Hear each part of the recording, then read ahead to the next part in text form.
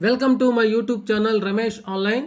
1/4/2020 తర్వాత రిటైర్ అయిన విశ్రాంత ఉద్యోగుల ఆర్థిక ప్రయోజనాల సమాచారం. జీవో నెంబర్ 1 మరియు 101లో ఏముంది అనే హెడ్లైన్తో ఉన్నటువంటి వీడియోని అయితే మనం చూస్తున్నాం.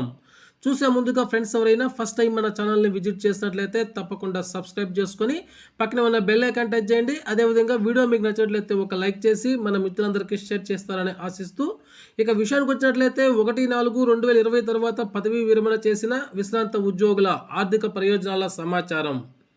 1/4/2020 తర్వాత పదవీ విరమణ చేసిన విశ్రాంత ఉద్యోగులు half pay leave encashment difference బిల్లులు సమర్పించడానికి క్లారిటీ కోసం ఎదురు చూస్తున్నారు.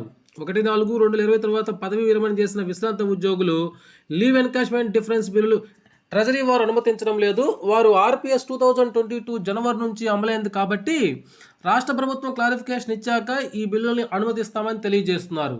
గత పిఆర్సీలో లేని వాదన ఇది. ఎందుకంటే ఆర్పిఎస్ 2022 జీవో నెంబర్ 1 మరియు 101 స్పష్టంగా ఆర్థిక లాభము 1/4/2020 నుంచి అమలవుతుందని తెలియజేశారు.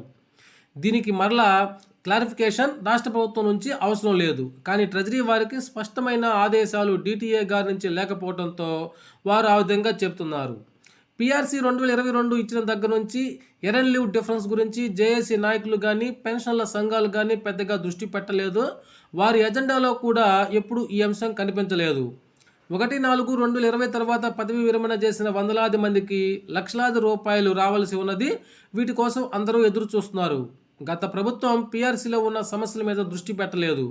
ఇప్పుడు ప్రభుత్వం మారింది, కొత్త ప్రభుత్వం వచ్చింది. త్వరలో ఉద్యోగ సంఘాలతో రాష్ట్ర ప్రభుత్వం సమావేశం నిర్వహిస్తారనే వార్తలు వస్తున్నందున రాష్ట్ర పెన్షన్ల సంఘం ఈ అంశాన్ని సంబంధిత మంత్రులు మరియు అధికారుల దృష్టికి తీసుకువెళ్ళి వందలాది మంది ఆతృతగా ఎదురు చూస్తున్నటువంటి ఈ సమస్యను పరిష్కరిస్తారని కోరుచున్నారు. ఓకే ఫ్రెండ్స్, ఇది సమాచారం. ఈ సమాచారం మీకు నచ్చినట్లయితే ఒక లైక్ చేయండి. Thank you for watching my videos.